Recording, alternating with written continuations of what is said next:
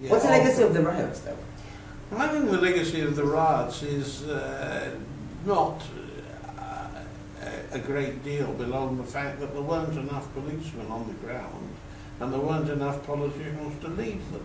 And so, you know, our nation was caught with its summer pants down when, you know, this idea sort of we all go on holiday and they were just caught.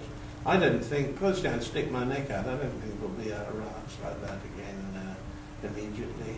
I don't think there's I think the effectiveness of dealing with, if they'd have been dealt with properly, they wouldn't have spread to that extent.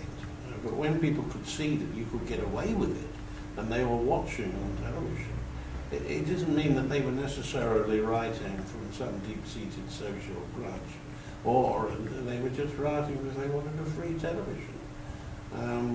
That's a big question. Wouldn't you say there are seeds of social disquiet in England that could surface again, maybe were different? Well, I think there are. There are in every country. Look at France. I mean, they've just had riots last week in the town of Amiens, only in one city, but along very similar lines to those which haven't happened in Amiens.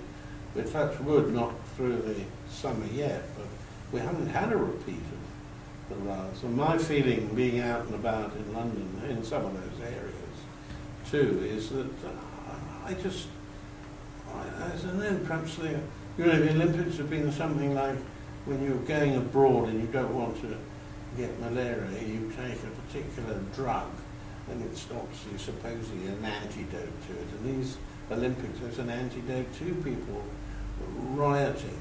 I personally cannot see them this summer suddenly going on, plus the fact, as I say, the security lapses were huge.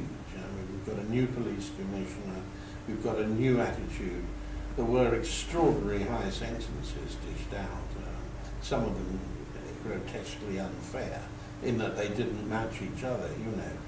You could get 2 years in prison for stealing a milk bottle and 2 months in prison for stealing 15 televisions. It was done in a hurry, but it did get the message over, I think.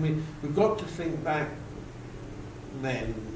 There were too many people jumping on the bandwagon of riots they didn't understand, really, and a lot of them had been nowhere near them, and nowhere near the areas in which they happened, using them, you know, to play one particular grind or another, and I think that was a bad